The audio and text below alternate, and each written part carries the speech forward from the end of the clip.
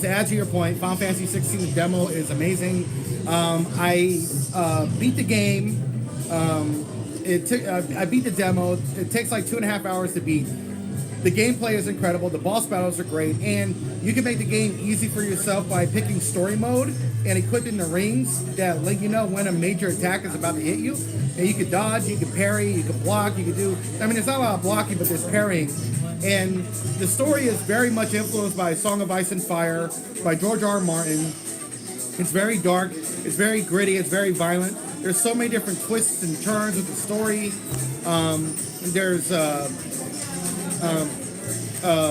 There's betrayal.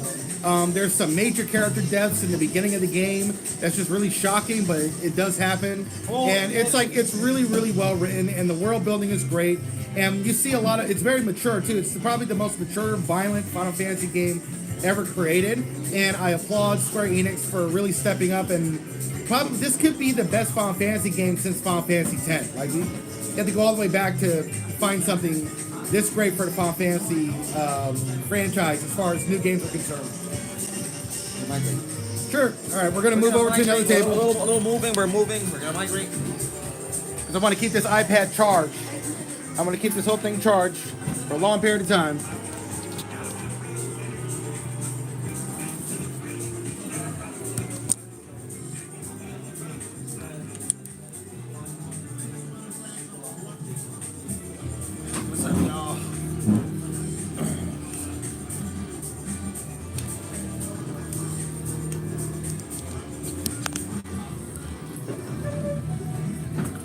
Bring the chair over here. All right. Yeah, go get your bag. Go get your bag. Okay, we are here. As we were saying about Final Fantasy 16, but yes, it is a game that I think Square Enix has really stepped up its ability to really get Final Fantasy out there. Yeah. There's also some mature, like, sensuality too between characters. Like, it's very adult. It's very adult-oriented game. It's M for mature. But yeah, I mean, the writing is really good. I'm loving the world building, and also like all those monsters that you could summon in different Final Fantasy games are like a part of the game's story. They're part of the game's story, but they're it's something different. They get created out of some abilities, special abilities that some people have. Like some people can become these monsters. You know, like they have like something in there. We're going to try to stay spoiler free. Yeah, spoiler free. But there's like certain characters have like something in like their DNA or whatever where they can become the monster. So it's really, really great. If you're going to go based on the Final Fantasy route, they have the bloodline, which allows them to to become blessed by the very entity that is of that bloodline. Yeah, it's really cool, and it's like some have it worse than others, or it's like, for instance, like some of the characters are looked down upon for having that, and others are not. So, but yeah, it's really interesting. I like it. Well, like in all royal families, you have the ones that are special because they're just, I don't know, somehow further in line with blood, and the other ones not so much. Well, it follows that concept of... Yeah. Well, I mean, to get into spoilers, in the demo, the mother...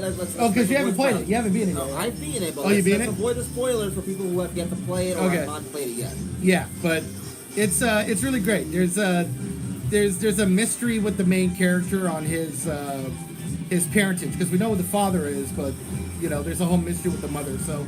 I like it. It's pretty cool. I'll be honest. I'll be the first one to say this. The main character's mother. Oh. Yeah. Okay. Yeah. This is the mother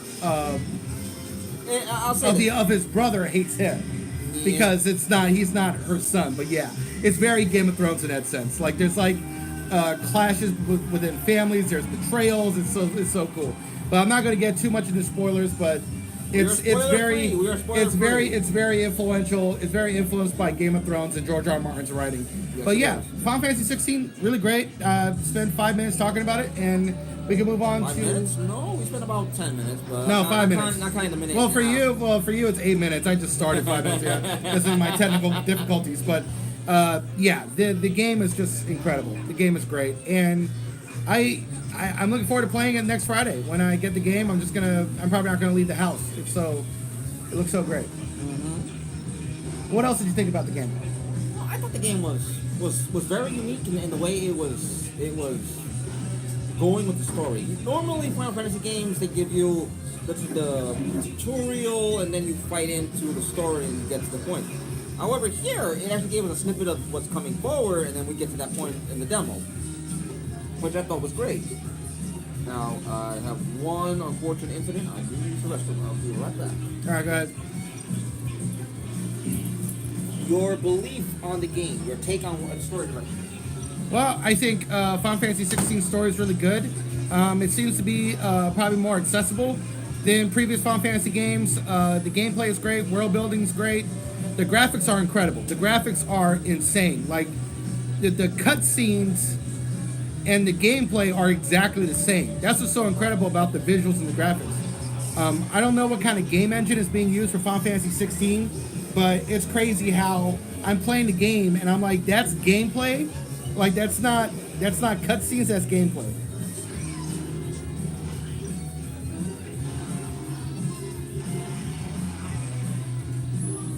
All right, let me look up what kind of game engine Final Fantasy 16 is using, because that was just crazy. I couldn't believe it that the gameplay's visuals were exactly the same. Summon monsters called Econs. Econs, that's what the summon monsters are called. Yeah, the summon monsters, which have been a part of the summon monsters, which have been a part of Final Fantasy since the 80s, are like really integral into the story that's going on. But what's the game engine that they're using? Square Enix. Yeah, you mentioned almost every installment. Pardon my absence for the moment. I'll look it up. Game for the restroom was an important matter that came up. Game engine, proprietary engine. There it is, proprietary engine. And they're also using Unreal Engine 4 for other stuff too. I know Unreal Engine 4 was there because it was advertised. Yeah, I mean, it's crazy. I just can't believe that the gameplay looks cinematic. I was like, the gameplay visuals were incredible. Think of it like this. Here's another W for Japan, showing... It's a W for Sony. Showing the world that you don't need to go Unreal Engine 5 automatically. Just work with what you got until it's good. Yeah, and also, like, props to Sony for still working with Square Enix. I mean, Square Enix is one of those studios in Japan that's always been making money for Sony forever. And that's why Sony is keeping Square Enix as close to the best as they can. And the reason why Square Enix chose Sony is because PlayStation 5, as far as game developers are concerned, is running better than the Xbox Series X. Even though the Xbox Series X is supposed to be a more advanced system. But this is a good segue into Xbox Showcase. What did you think of the showcase? Hold on, I need to have a swig. I was blown by what was shown, by the amount of games shown, and by everything that was. Oh, wow, damn. You know, for a console that is supposed to be the strongest, the best in the world, or the best in the entire console competition, we weren't really seeing that since Xbox One Series S and X were announced. Other than they've had a lot of struggles. They've had a lot of struggles. Forza Horizon 5 was their most successful, beloved launch. Halo Infinite started off well received, and then it got worse. Redfall was just terrible, and now we got Starfield coming up. But it's okay. So we're going to speak about Starfield a little bit after. A lot. We're going to bring it up. That was incredible. That was beautiful. But I'm going to be honest. I'll say this: the showcase, when it started off, I was disappointed because they said that everything we're going to show was not going to be cinematic trailers. And then what did they do? The first 3 trailers are cinematic trailers. And then they showed a trailer of what's the game with the woman with the schizophrenia? Is it Hellblade? Yeah, Hellblade. Yeah, Hellblade 2. That trailer had nothing going on. No, right? No, that trailer nothing happened. It was beautiful. It was great. It was artistic, which I like. That's appealing to me. But I'm watching it, and it's like nothing's happening in this trailer, and it was so funny. Like I had to go to the Star Trek: Strange New World season 2 premiere, so I left my house early to go to Barnes and Noble to watch the Xbox showcase. I remember just sitting there looking at it, and I'm like, nothing happened in this trailer. I was like, what is going on? But I was ready for a jump scare. yeah, and the Fable trailer I was waiting. was a cinematic trailer too. Before we get a Fable, I was waiting for a jump scare. Yeah. In all honesty, I was thinking. Yeah, and nothing at happened. any moment, boom, right there. Boom, nothing right happened. there. No, I expected a hand at least come forward at the end of the trailer. She was looking at glass that turned out to be water. She went through water it. that turned out to be She glass. put her face through it. She went through the water. I was like, is this a whole Ray thing going on now? Oh, what? Ray thing? Ray? Oh, yeah, I can see that. It does remind me of The Last Jedi a bit. But it was just like... It was the strangest thing. It was just the weirdest thing. But the Fable trailer was a cinematic trailer. No gameplay, nothing. Well, we don't know when that game is coming out. It could come out in 2025 or 2026. We don't know. The other game that came after that, I forgot the name of it. But that was a cinematic trailer. Nothing happened. And then they showed the cinematic trailer to Star Wars Outlaws, which looks a lot of fun. But it's Ubisoft. But it's Ubisoft. Well, it's Ubisoft Massive, who are better than the main Ubisoft people.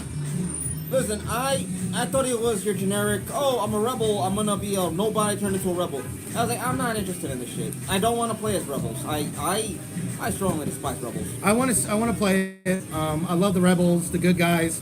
I want to play as this character who's like morally ambivalent, is just selfish and wants to make money, and then she realizes she has to fight against evil and for a good cause. I just want to play an open universe or galaxy Star Wars game. Something like Knights of the Old Republic, but it's new, right? Star Wars: The Old Republic.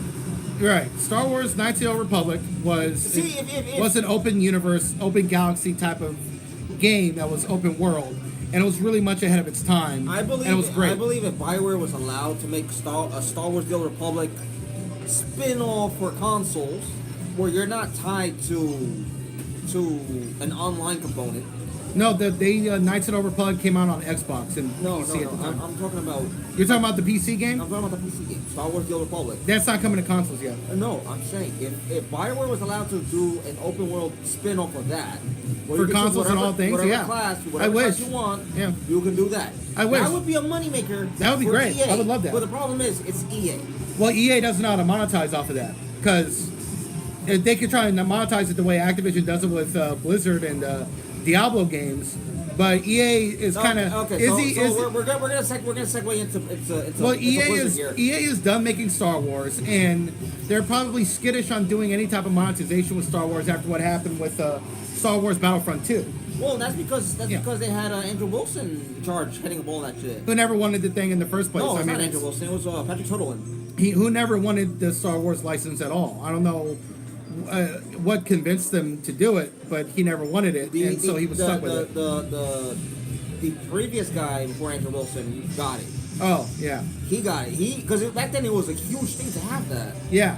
But then Disney owns it, and then EA had it, and it was, Well, EA didn't like the Star Wars license because they had to pay so much money to Disney. They weren't keeping most of that money because it wasn't their own property. Like FIFA is their own property, and they make a shit ton of money off of FIFA. They may be. They couldn't do that with Star Wars. I think they may have lost the FIFA name. I could be wrong. No, it's still an in-house thing, and same with Madden. It's still an in-house thing. But so John Madden comes out of his grave after spitting turbo speed after creating so much vision energy. Yeah. But I just want to play an open world Star Wars game where I could travel, go to different places, and it's new. And what I like about Star Wars Outlaws is it's a lot like Star Wars Ragtag, but the main character is a woman, not a man. And I know a lot of people criticize that because Lucasfilm is so obsessed with having female-centric stuff in Star Wars. It's been done to death. But if Ubisoft Massive can make a really good story and has really good gameplay, most people are not going to care. I'm looking forward to it. I'm not getting it. Not because she's a woman. Not because she's a smuggler or whatever. And I like the diversity in the game, too. It's pretty cool. No, I'm not getting it for any of those reasons. I'm just getting it because I don't want to I'm just saying for me, I like that. I'm just saying for me, I like that. I like the diversity. I like the story. I like to play as a woman. I just hope that the story is engaging and the gameplay is great. and it's Ubisoft Massive, so maybe they won't screw it up. And Ubisoft Massive has had a better run than the main Ubisoft Montreal. And that was the other thing. The Ubisoft thing, the best thing to come out of that was the Avatar thing. The Avatar game looks great, but it looks too much like Far Cry. It's like the gameplay mechanics was copied and pasted from Far Cry, and they're putting it in Avatar, but because you're on Pandora, the game looks incredibly gorgeous, and it's coming out in December 2023, so... And you're playing as a mother who has to protect her children, but I don't get the concept of where her children are in the story. I don't... No. You're playing as this young woman that was in cryo sleep for 15 years because of the war with Jake Sully and his girlfriend and the Na'vi in the sky were destroying the humans and driving them off of Pandora. And the teacher saved the children's lives because they're going to be executed by the humans. The teacher killed the humans and then put them in cryo sleep. And so the woman's in cryo sleep for 15 years, and she wakes up, and the planet Pandora is like more beautiful than it was 15 years prior. And she has to be reintroduced to all these cultures. It's really the same story as the movies. She's being reintroduced to cultures and is like raised human, but is half Na'vi. And she's between different worlds, so she knows how to use guns, rockets, bow and arrow, and everything, which I think is cool. We're gonna be fighting the guys from Avatar 2. Right, basically. We're fighting a different human, different part of that military faction from what Jake Sully was dealing with. Like, Jake Sully deals with his own antagonist, and this woman is dealing with her own antagonist. Okay. So I want to say that part that and it was crazy. This game is Avatar looks. Here are my thoughts. Let me tell it to you the same way that my father would do it. You're gonna get disappointed. I don't think so. The game looks good. It's a Far Cry. It's a Far Cry. It's an Avatar. The mechanics are copied. Of Far Cry. Yeah, the mechanics. It's just Avatar. Yeah. Skin of Far Cry. That's the problem. Well, that's the problem. It's like a copy and paste, but it's called Avatar. No. If the story is good, if the gameplay and the visuals measure up, especially on the PS5, this could be a well-received game. I want to say this. Now. It's going to be a reskin of Far Cry, Avatar style. And if I am wrong, I will accept that I'm wrong. I'm not saying I'm right because I say so. There's no way I am right. Just talking out of Let's just hope it doesn't have too much of Ubisoft's cliches that people are tired of, like map markers, and they're gonna have everywhere to go. They're gonna have all these marks everywhere. Hold your hands and tell you come this way. You know, go to this part. Although it would be cool, like in Far Cry 6, where you could beat the game in 5 minutes by killing a certain character, right? Like you just could skip everything, kill that one character, and you just beat the whole game. That would be. I killed the boss. That would be really, really funny. That would be really, really funny. But but you know what's funny? This Avatar game is coming out December 7th of 2023. There has been no trailers or no promotion for the new Aquaman movie that's supposed to be coming out this month. So this Avatar game could be a successful movie, but it's a game. But it could like dominate the holidays, like Avatar the movie did last year in December. And I find that to be really funny. I want to say... There's been no promotion for what's coming out in December. I want to say that. Because that Aquaman movie has had a terrible production, and everybody at Warner Bros. Thinks the movie sucks, and they have no high hopes for it. But let's get back to the showcase. What else did you do? Okay, so when it comes to Avatar, I thought, you know what? This is the new Far Cry game. Okay. Moving on from that, Spiritfarer. Oh, wait, excuse me.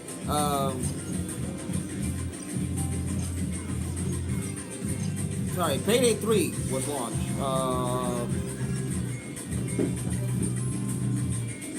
Payday 3. Now, for Payday fans, hooray! That was a cool announcement. For anybody who is not aware, this is going to be one hell of a fun game. Yeah. If you're into bank robberies, stalling out... Unless it gets Anita Sarkeesian. That's the big worry. Like what happened with Saints Row, that could happen to Payday 3. You know it could happen. Listen, trying to appeal to a woman who's so irrelevant and so toxic, it's just so stupid. So stupid. He's a leftist. Yeah, my words. And she makes some good points. The problem is that when people she views anybody that corrects her or say that that's not entirely correct, she views it as toxic or hating or misogynistic. It's like, no, there are other women giving you constructive criticism.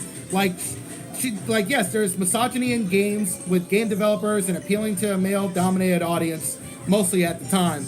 But she was using the wrong type of games, like The Legend of Zelda. Zelda was doing so much to help Link in that game, and she wasn't just a damsel in distress. And then you got Peach, who it feels like a damsel in distress, but she wasn't. She was a queen. She had her own army. She had her own kingdom. And think of how much Bowser had to plan and do to try and go to war with her. So she was a formidable force. She wasn't just a damsel in distress. So there wasn't necessarily anything wrong with what Anita was saying. It was just she was using the wrong games. And she's scared the whole industry into trying to appeal to her. When in reality, she doesn't play games. She's really not the target audience. And she mostly just, in the end, doesn't know what she's talking about. And she's just as toxic as the people she claims to be toxic. And her fans are toxic. Her fans are crazy. Now, fucking morons. I want to say this. The greatest grifter, the greatest woman who is the greatest grifter. And Quinn's even worse.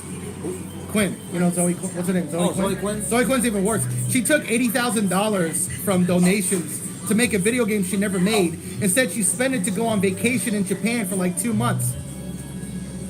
She didn't even make the game. That's about 62 days, give or take. Yeah, like she got $80,000 to $100,000 in donations, and she spent it on going to Japan. She didn't even make the game. Ladies and gentlemen, when you cater that's a grift.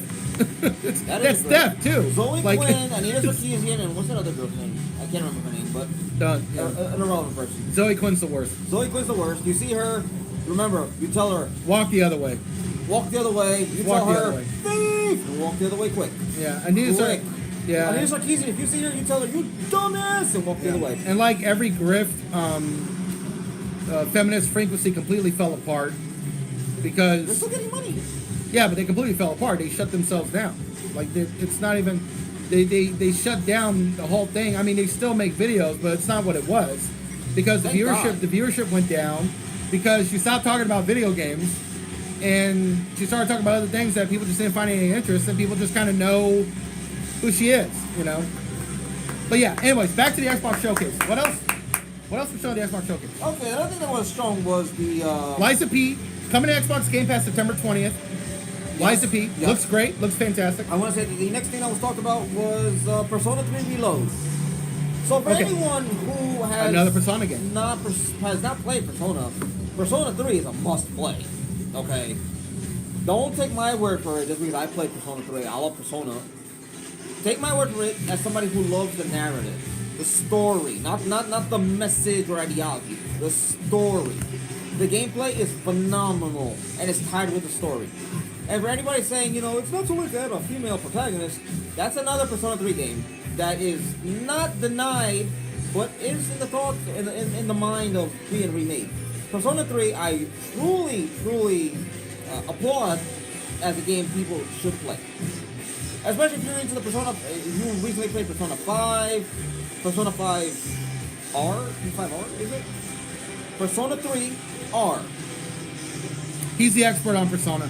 It's not my game. I've never played those games. I wouldn't say I'm an expert, but I want to play Bayonetta. I want to play Bayonetta 1, 2, and 3. They're on the Nintendo Switch, right? No, 2 is on the Nintendo Wii U and 3 is on the Switch. Well, the first 2 games are on the Switch.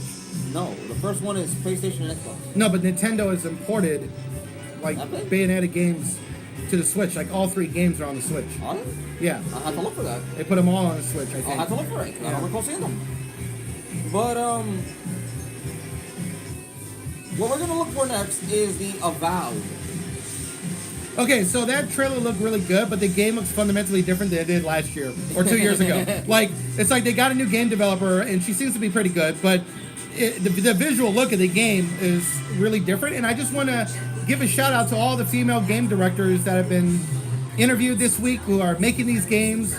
It's really hard for women to make it big in the industry, and we got like a lot of female game directors working on these games. There's Avatar is being done by a female game director. Avowed is being done by a female game director. So congratulations. Congratulations to you ladies for making it. Yeah. This industry is bad. It's really tough on women. It's really bad. We got a lot of terrible game studios.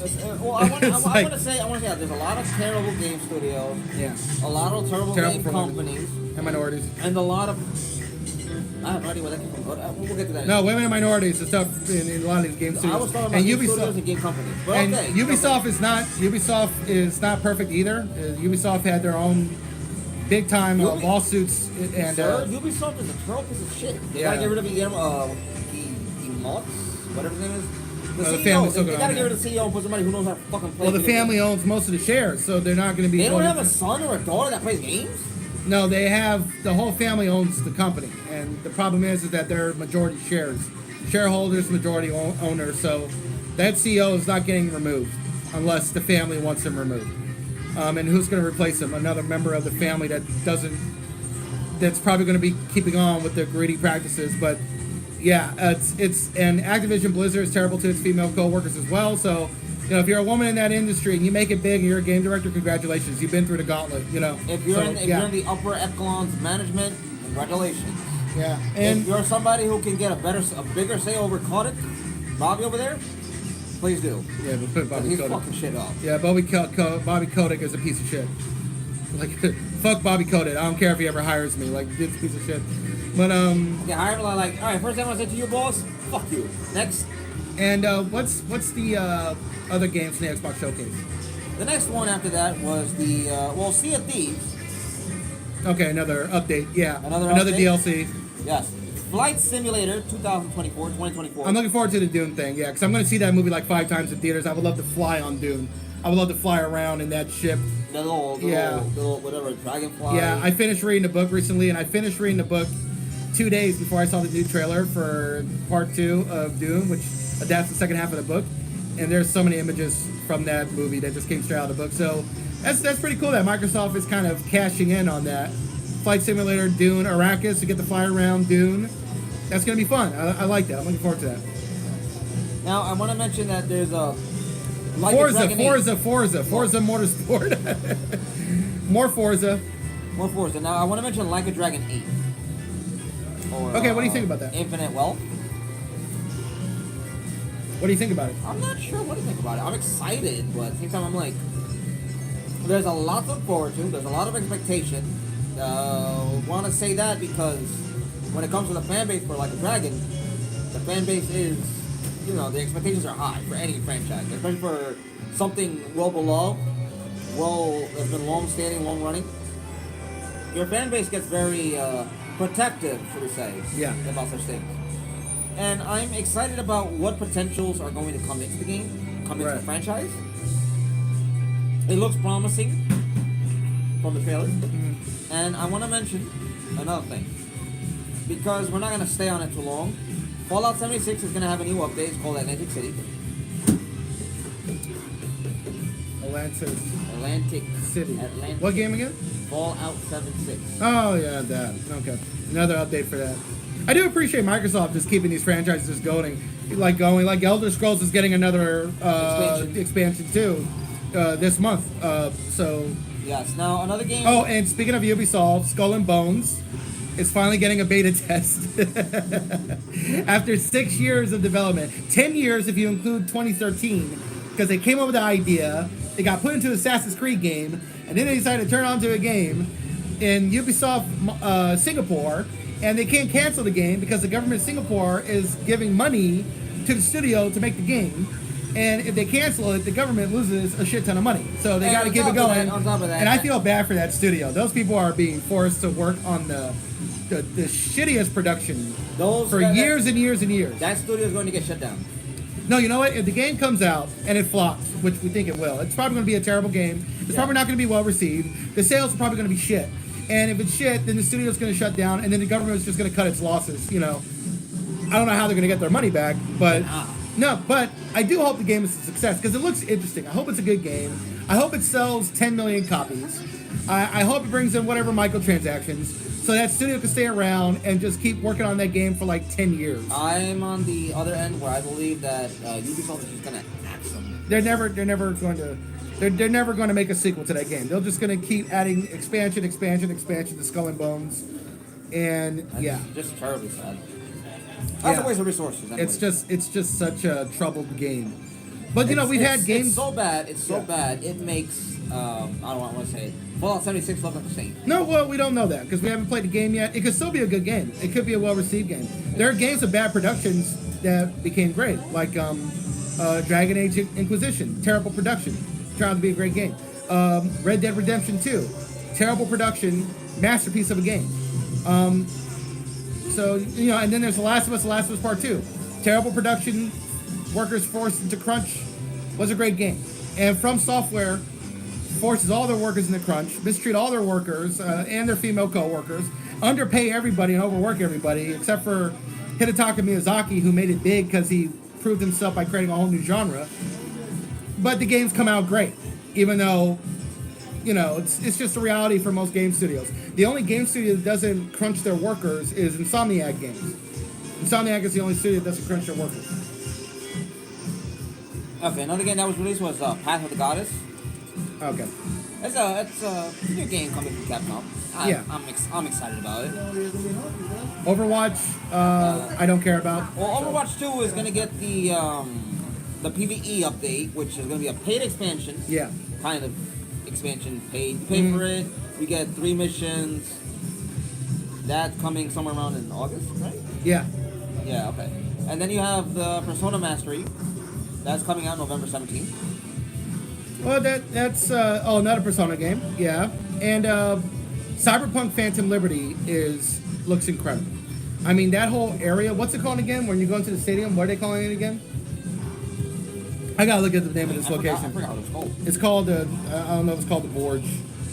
I haven't played Cyberpunk in a while because I've been focused on Street Fighter 6, Diablo 4. Yeah, I'm playing. I got back into playing GTA 5 lately. I'm just running business with GTA 5. I did not realize GTA 5 was going to become a business simulator. Now I have 2 options: either delete GTA or just play it. Yeah, and you know, Phantom Liberty is starting to look like the game Yeah, that they so should have been, which is proof that the game should have been delayed into 2022 or 2023 instead of being forced by the shareholders, investors to come out in 2020 when the game was clearly not ready. But yeah, the expansion is a whole new area. I'm trying to look up the name of the place. Let's see. And I already pre-ordered the game, which is like $30. The story expansion is $30. I already bought it. I pre-ordered it. Can't forget the screen protector for the computer.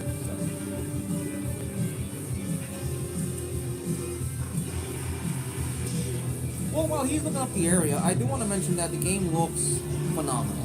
It looks like how the game should have looked from the start. It looks exactly the way that they had hyped it out to be, made it sound like it would be. That's what it does.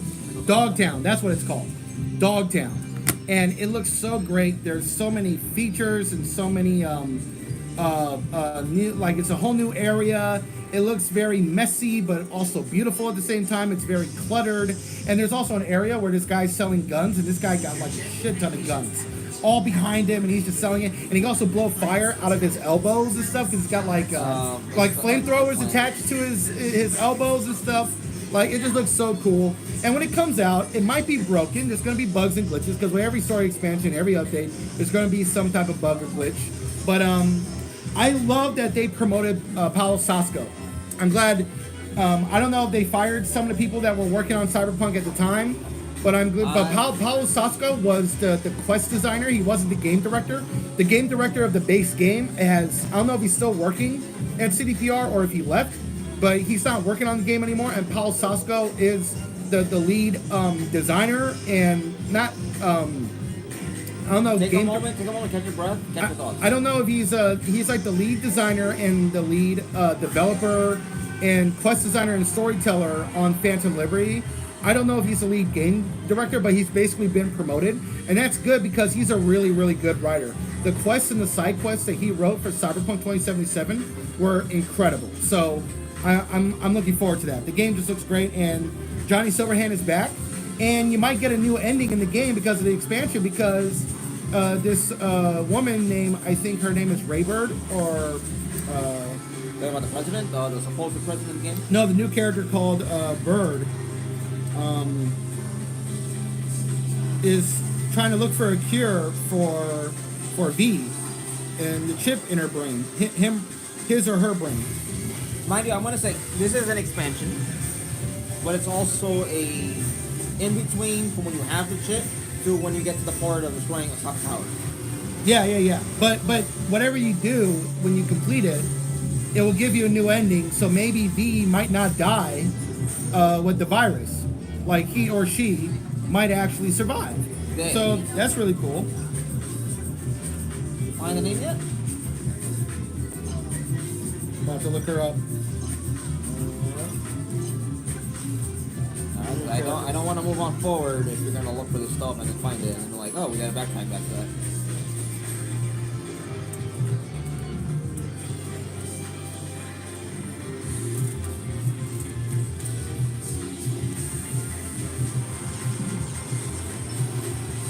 So when you push your neck, okay, well, not push, you turn your neck far, and then tilt.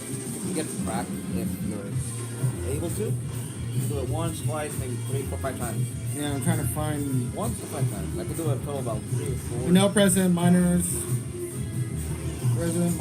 Songbird. That's her name. Songbird. Yeah. Is that a Marvel She's supposed to like find a cure for you in the game. Isn't that also a Marvel character? No, it's the name of the character inside. No, but it's Marvel. Is there a character? I know someone. Yeah. There is a character in Marvel called Songbird. Yeah. Yeah. Okay. But anyways, that's the character. We're gonna move on from Cyberpunk because I like to get this done before we get to the hour mark. The next game another game that was also announced was Jusant. Yeah. That's from the developers that is Life is Strange. Now I'm not entirely sure what type of game it'll be. Will it be more of an open adventure, an exploration, narrative kind of thing like Life is Strange? We have to wait and see for that one. There's a game called Still Wakes the Deep. Now, if you're into, I suppose, more of a free-roaming kind of harbor type of genre, that would be a perfect game for you to check it out. The trailer actually had me a little confused, and then all you see is a shadow. I'm like, oh, okay, this is definitely Jaws all over again, old Deep Blue Sea. Another game was Dungeons of Hinterberg, which is gonna be fun. It's a cel-shaded skateboarding sword fighting game. It's gonna be quite interesting if you're into that type of genre where you get to have the movement of a skateboard, but you can also sword fight. It's gonna be quite interesting indeed. Now, Cities Skylines 2 is launching this October. That's another game that was announced at the Xbox showcase. If anyone's played Cities Skylines, it's a fun city building type game. Yeah. Cities Skylines 2, I'm excited to see what new features they have added to it. How far their imagination and creativity has gone. Plus, I wonder if they've added new structures, new buildings, new things to put in the map. So we're gonna move from there. Another game is Metaphor of Red Fantasio. That looks beautiful. That is a game worth getting day one on Game Pass. Yeah, it looks good. But the games I'm looking forward to the most would be Cyberpunk Phantom Liberty. I'm playing it on my PS5 and I'm still playing it on my Xbox Series X. Okay, so before we get into Cyberpunk and what we're excited for, another game was Towerborn. It's a game created by the creators of the Banner Saga. Yeah. Yes. That is going to be promising for people who are fans of the Banner Saga and the studio that created it. There's a lot to look forward to there. Now, another game was Clockwork Revolution, which is a time-bending steampunk RPG. So if you're into steampunk genre settings, type games, and locations, and the idea of bending time and reality is up your alley, woo, you're going to have a lot of fun with this. Yeah. And so Liza P for me, Cyberpunk 2077 Phantom Liberty. Those are two of the best things to come out of the showcase. But the really best thing, came after the showcase, which was Starfield. That game looks incredible. It looks beautiful. I'm trying to be cautiously optimistic because Todd Howard lies. Bethesda games have been broken since Skyrim. Well, I want to say this. I want to say this because you're saying that Todd Howard lies. Yes, the guy does lie. It just works. It's not a go-to phrase. And I don't believe him when he says there's 1,000 planets. I don't believe him. I'm gonna say this. There's probably 100 planets, but the rest of them are probably like skin planets where they're just barren. There's nothing to do. I'm just gonna say this. Matt Booty. Was it Matt Booty? Whoever's in charge. In charge of the game studios. Yes. He said that, it's going to come out with, it's going to be like, no problems. What he's basically, in a nutshell, he's basically saying the game's going to be without problems, without flaws. I don't believe that. I don't believe him. This is Bethesda. Every game Bethesda has ever made has had bugs. Yeah, well, specifically since Oblivion. Oblivion probably did not have that many bugs. Skyrim was broken on launch. And I love Skyrim. It's a masterpiece. And the reason why it got great reviews in one game of the year because the story was great, the storytelling, the world building, the NPCs, the routines, where everything you did had a consequence. And the NPCs routine for 2011 is so advanced even to this day. Like, I remember I bumped into a bunch of NPCs on the road and they asked me, hey, you want to come with us to go kill a dragon? And I'm like, no, I got to go over here. So then they walked away. But I decided to follow them just to see if they're actually going to go kill a dragon. So I followed them. And then they got to the dragon. And before you know it, I'm in the middle of a dragon fight. And I got to help them because the dragon's there and they're on their own. So I helped them kill the dragon and they thanked me and they give me some money or something. But it was like, holy shit.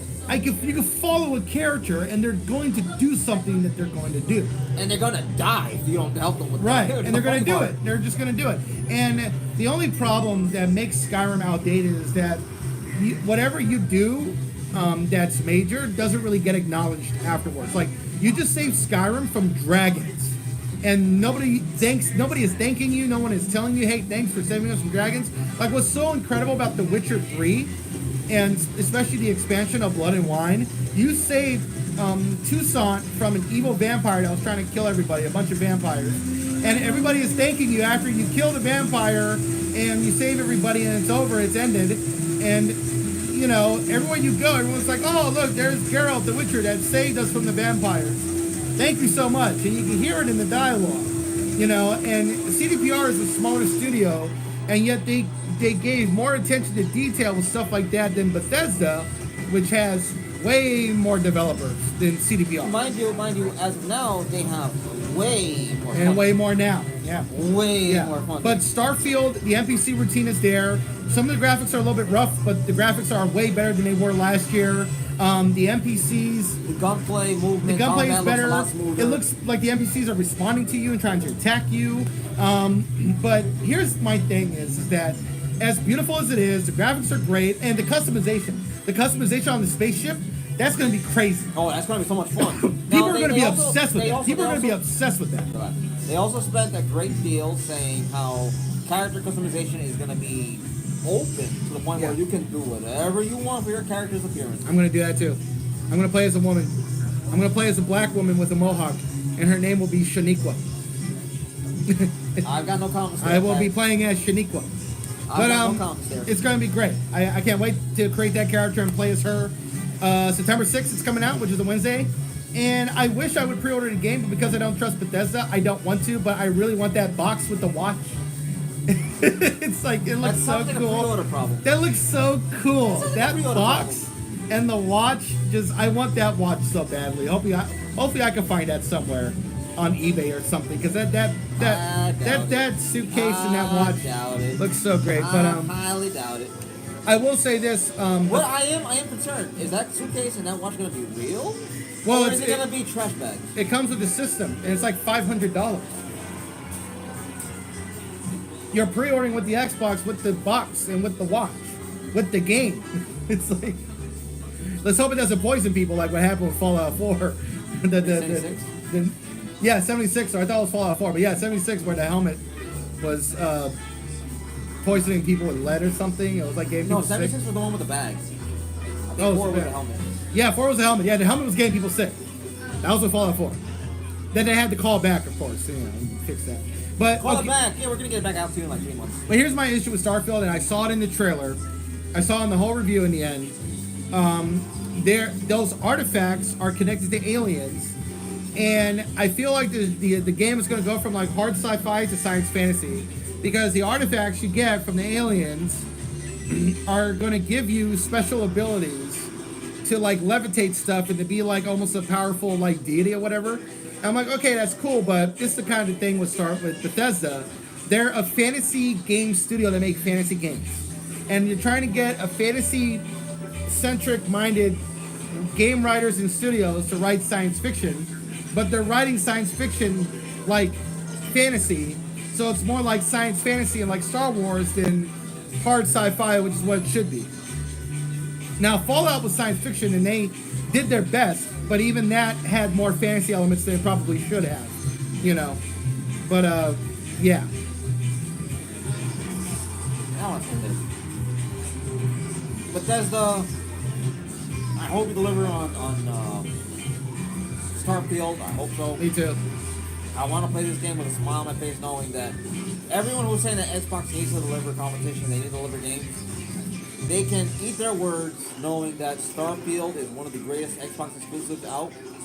But it's also one of the greatest games ever made by Bethesda in 2021, 2, and 3.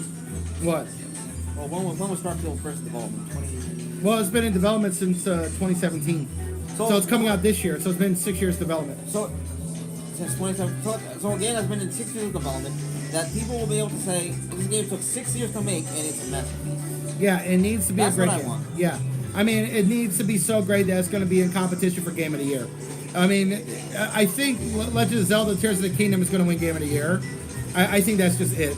That game is just ridiculous. Tears of the Kingdom is by far definitely. Yeah. I think yeah. But I don't- Starfield. But the only competition that Tears of the Kingdom could have, if Final Fantasy 16 gets the best reviews, next to Tears of the Kingdom, Final Fantasy 16 could be the first Final Fantasy game to win Game of the Year in like a number of years. Mm-hmm. And then you got Starfield, which would also be in competition. So maybe Legend of Zelda: Tears of the Kingdom won't sweep everything like Breath of the Wild, because Elden Ring swept the major awards last year. They won Game of the Year at GDC. They won Game of the Year at the Golden Joystick Awards, the Game Awards, and another game or Game Award organization as well. So it won from the Big Four. So did Breath of the Wild. So did Skyrim. So Elden Ring is one of 3 games that ever pull that off. Tears of the Kingdom could be the 4th game, and if not, it will be because it has real competition with Final Fantasy 16 and Starfield. Well, I want to say this, and I know people are going to disagree with me. You'll most likely. The Game Awards are going to be based upon what the people that are choosing at the awards, what they like more, not what we fans like. Yeah. But what they like is what we like. Not entirely. Yeah, they do. No, not entirely. They're mainstream. That's what I love about the Game Awards. That's why they're so popular now, because you have fans of video games voting on video games.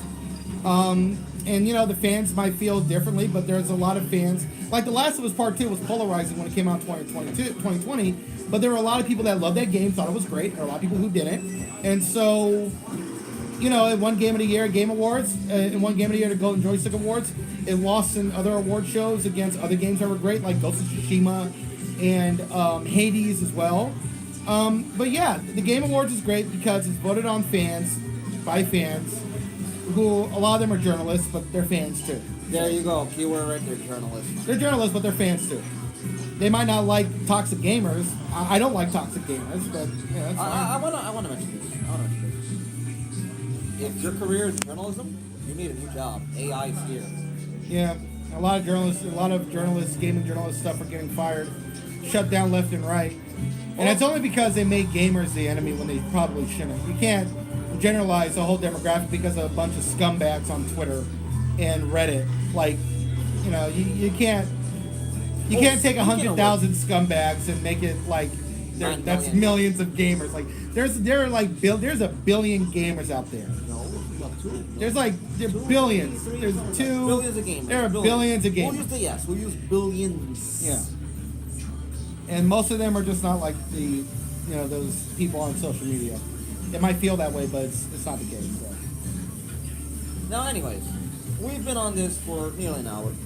We kind of want to get this under the hour. We don't want to bore you with our chatter of agreements and disagreements and what we think is great, what is exciting. And before we move on, I want to say I love the RPG mechanics of Starfield. With the guns, the suits, the way you level up your character, it looks incredible. Yes. That was the type of showcase I wish we could have gone at E3.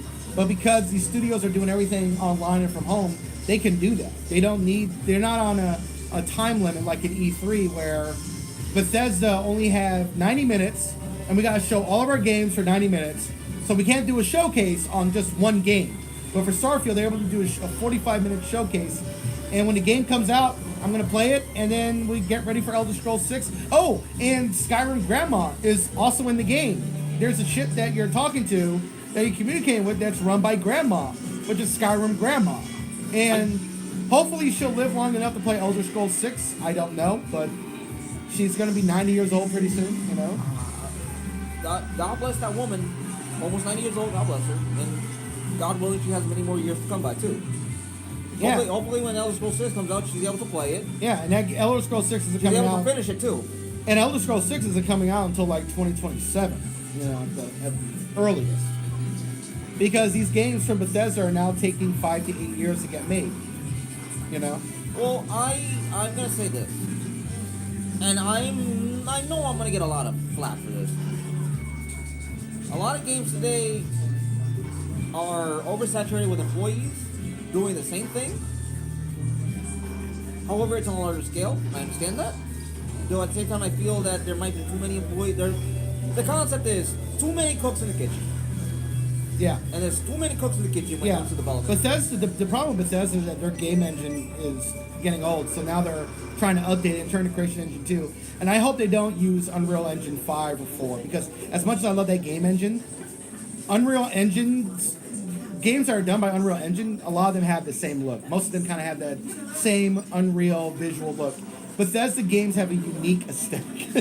They have the most unique aesthetic. The most unique, it's your identity. a very unique aesthetic and a unique facial expressions. Like those character animation faces that everybody's criticizing in Starfield, they look. Oh, sorry. They look like. They look. They look like it was on the table. They look like Bethesda unique animation. Like that guy who was like fanboying over you on Starfield with the blonde hair was from Oblivion that they put into the game. Only Oblivion can have that. Like only Bethesda can do that. And it was so hilarious when I saw that guy. I was like, I recognize that guy. He's from Oblivion. Holy shit! But only Bethesda can do that. My first thought when I saw him was, oh god, not you again. Oh my god, it was so funny. That was just too funny. When I saw him, it was so funny. I was like, I hope you get more fans other than this one guy who's just so obsessed with you. Your air, I need to breathe every particle. I'm thinking, okay, that's way too much. Get away. By the way, Bethesda also says that Starfield is their first new IP in like 25 years. What was their last IP?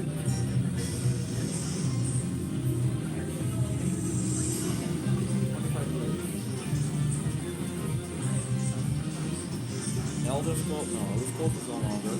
Yeah, Elder Scrolls came out in 1994. Fallout 4 came. Fallout was done by other people before they acquired it. Yeah. What was the name of that freaking game?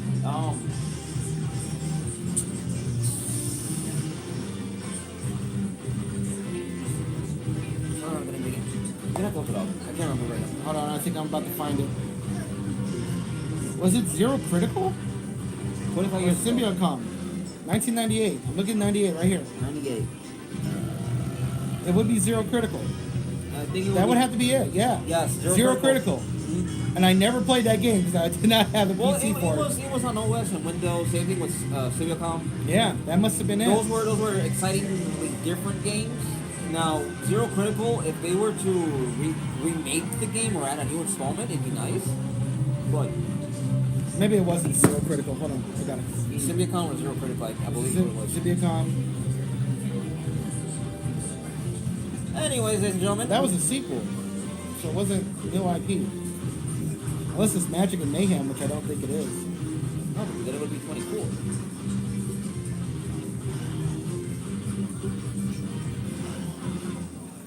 Well, it's one of those two.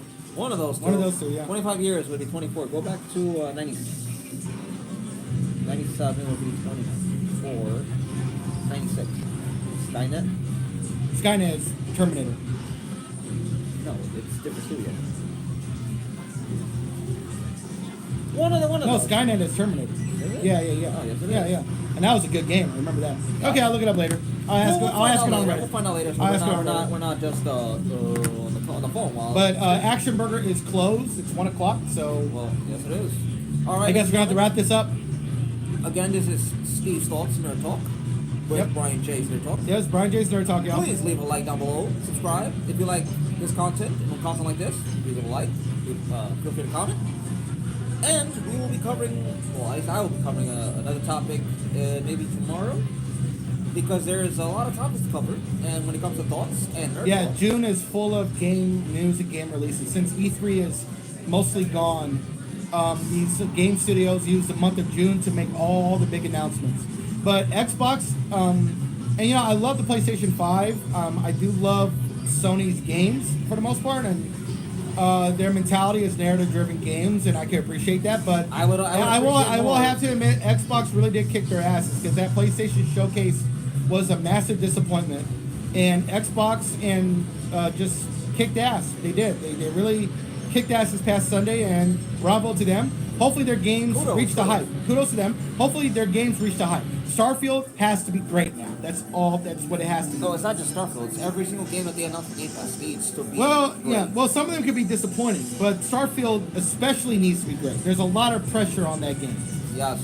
Now, I don't know if tomorrow. We're gonna work something out about making a video for the Capcom event, the VR event, and I forget there was another event. Well, you could make a video this Sunday.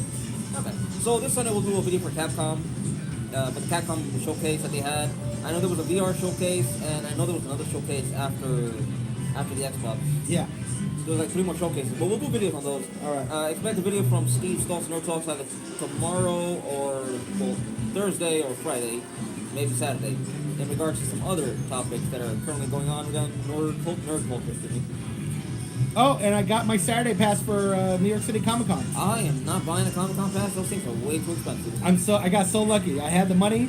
I bought a Saturday pass. This is my first Saturday since 2021, and I get to go to the panel for Star Trek Discovery, which is a show I don't like, but I love the cast and I love those panels. That's the funny thing. Their panels for that cast are fucking hilarious. They are just way too funny. $200+ is just not worth it. No. One Saturday is $94. No, I looked at it. It was up there. No, Saturday is $94. Standalone?